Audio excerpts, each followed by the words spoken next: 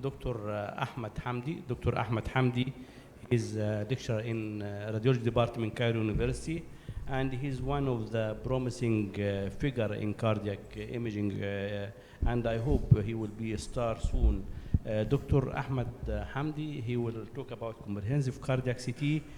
Where are we now? And we will give him a few minutes extra to discuss this. I will try to finish in time, inshallah. Okay. Thank you, Dr. Agab. Assalamu alaikum, kul sana wa antum tayyibin. My name is Ahmed Hamdi from Cairo University, and I'll be talking about comprehensive cardiac CT. Where are we now? Okay, so what is a comprehensive cardiac CT? We have many steps in a comprehensive cardiac CT protocol when dealing with a dual source CT scan. So the first step, as we might know, is the non-contrast CT. Okay, we use it as you know for calcium scoring, but we also use it for some other research purposes like ECV quantification. Then we inject the vasodilator and we start acquisition of the dynamic stress CT perfusion. And then we inject another dose of contrast medium to acquire coronary CTA images. And there are two schools regarding this part. Okay, some radiologists prefer to start with the perfusion first protocol. Some prefer to start with the CT angiography first protocol. It's up to the policy of the place itself. And finally, we acquire delayed enhancement CT images, and we use these images for myocardial viability assessment or assessment of myocardial fibrosis in general. Okay, very briefly, how do we acquire dynamic stress perfusion? Just like in cardiac MRI, we inject adenosine using an infusion pump, and if you have rectonosin, it's well and good in single bolus. And once we have an adequate response, we start injecting 40 to 50 milliliters of contrast agent, and then we start acquisition of the images just before arrival of the contrast medium to the left ventricle and over 30 seconds using the cardiac shuttle mode in dual source scanners. Well, regarding delayed enhancement, there are a lot of tips and tricks in delayed enhancement images to have good quality image. It's beyond this talk, but very briefly, you acquire delayed enhancement images about 5 to 7 minutes after the latest contrast injection, whether it's a perfusion or a CT angiography study, without additional contrast agent injection. Okay, what evidence do we have now regarding comprehensive cardiac CT? Well, about dynamic CT perfusion, we have a large number of single center studies that have compared stress perfusion to radio bed, cardiac MRI, SPECT, and of course to invasive FFR. And all these studies had very good numbers in terms of sensitivity and specificity. But we also have an increasing number of multi-center studies, not mentioning the Core 320, which was one of the first studies, but this one was concerned mainly with a static perfusion, not dynamic one. We have the Crescent 2, amplified, specific, and we have a number of ongoing studies like the CT Pro studies. Okay, I'll stop a while with the Crescent 2 trial. The Crescent 2 trial aimed to compare a group of patients who were investigated with comprehensive cardiac CT against patients investigated with the conventional function testing for detection of coronary artery disease. And they found that the cardiac CT group had a higher positive diagnostic yield in invasive angiography than did the function testing group.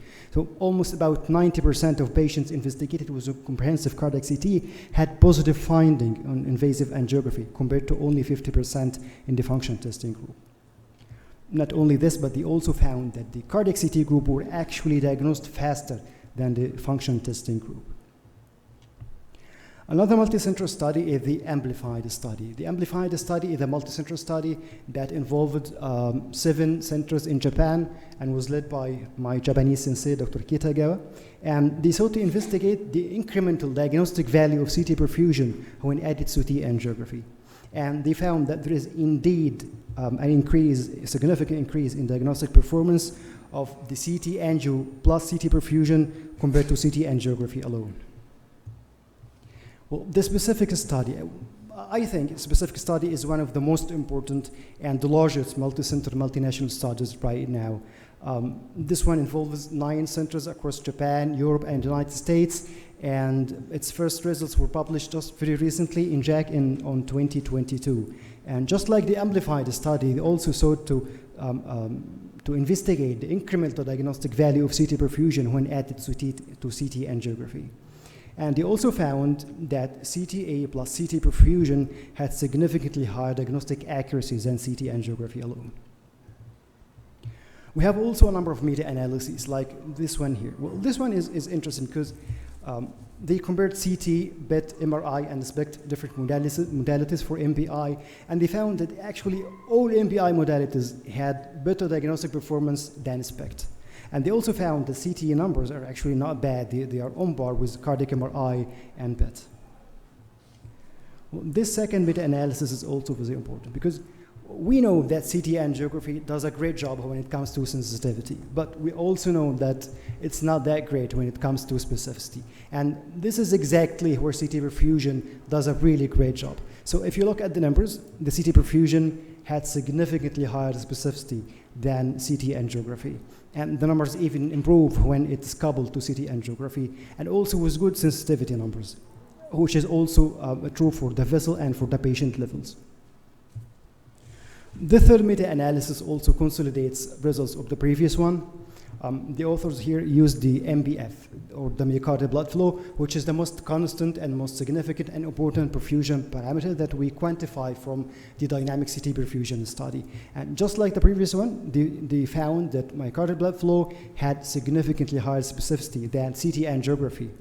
And also, surprisingly, with good sensitivity numbers, which were even higher than CT angiography. Okay, very recently, all these studies and meta-analyses have been interpreted and have started to appear in the society guidelines. Of these, I think the most important is this one.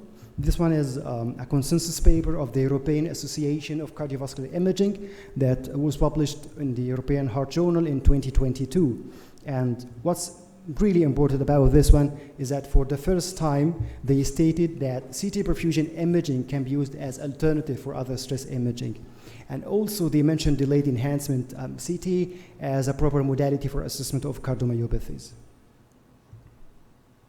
Also, we have this society guideline or consensus document from the Society of Cardiovascular CT, and it's a great document, but in my opinion, the most important paragraph is this one that we see on the screen, because it answers the question that might be spinning in our heads right now, when to add a CT perfusion study to a CT angiography study. And the answer is when there is a high likelihood of ischemic heart disease, known coronary artery disease, previous intervention, or significant coronary calcifications. And also when there is a known stenosis of intermediate functional significance. Of course, this is provided that the new data obtained from the perfusion study would actually impact patient management and the clinical decision. The CADRATS 2, okay, we all know CADRATS 1, which came out in 2017, but this updated version of CADRATS, the CADRATS 2, it has a lot of significant modifications, like the presence of the black burden assessment, but also the presence, for the first time, of the modifier I for ischemia, which assesses ischemia, of course, based on CT findings, either by CT perfusion or by CT FFR. So we have the I positive negative or the borderline ischemia. Okay, let's see this case. This is 48 years male who had a stent deployed to the LCX, and his comment was recurrent effort angina. These are the curved deformated images of the coronary arteries. In this patient, we opted to the CTA first protocol. Okay, we acquired CT images first and then the perfusion. And as you can see, there is a partly calcified lesion seen at the proximal LAD.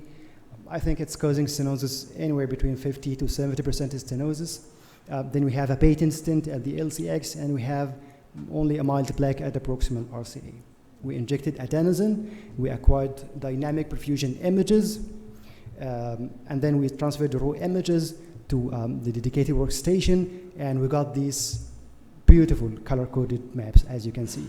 And I think if you are a cardiac imager or not, you can very clearly see this perfusion defect seen at the septum, at the maiden apex, and also at the left ventricular apex. And not only can we see the perfusion defect, but we can also quantify it in terms of perfusion parameters like the myocardial blood flow. We also sent images of this patient for assessment and analysis of CT FFR, which confirmed the presence of a hemodynamic significant lesion at the left anterior descending. Finally, we acquired delayed enhancement images, which excluded the presence of any myocardial scars, and our final diagnosis was an LED lesion with ischemic but viable myocardium, and he was assigned CADRAS score of 3SI positive. The patient was sent to the cath lab, which confirmed the presence of a 60% stenosis in the proximal LED, and 2 overlapping stents were deployed with improvement of the patient's symptoms. This is the second case, which I think is a typical indication for a comprehensive CT, which is the presence of extensive coronary calcifications, which is a nightmare for any cardiac imager, as we know. So we have extensive calcifications in the LED and the RCA. Where is the culprit lesion? No one can tell. But anyway, these are the dynamic stress perfusion images. These are the raw images before post-processing. But if you look closely, I think you can see a perfusion defect at the inferior wall. If you can see, don't worry, we have the post-processing, okay? And I think now it's very clear. This is a very clear perfusion defect at the inferior wall, which is the RCA territory.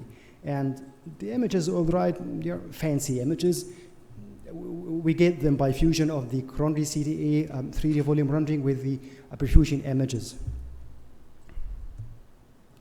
The patient also was sent to the cath lab, which confirmed the presence of an RCA lesion. Of course, this one was not obvious because of the extensive calcifications that we saw before. The patient came for follow-up, and as you can see, there is a complete resolution of the perfusion defect seen at the inferior wall, with also normalization of the perfusion numbers. Okay, these are few demonstrative cases for delayed enhancement images, like in this patient with multiple ischemia and subendocardial infarcts, and the aim is just to see how beautiful CT images are. This is excellent image quality with excellent agreement with cardiac MRI in terms of detection, localization, as well as sizing of the infarcts. Not only in ischemia, but also non-ischemic cardiomyopathy, like in this patient with hypertrophic cardiomyopathy, and this patient with dilated cardiomyopathy. I would choose the CT images over MRI in this one. And also in cardiac sarcoidosis patients, especially after pacemaker. So I have a lot of other cases, but for the time, okay, I will. Okay, this is it. The take-home message is that we have an increasingly accumulating evidence regarding CT perfusion. We have single-center studies, multi-center multinational studies. We have society guidelines, but on the other hand, we have lack of sufficient evidence for delayed enhancement CT. Thank you. Thank you, Ahmed, for this nice presentation. And any question for Dr. Ahmed? Just 1 or 2 questions. Dr. Rodrigo.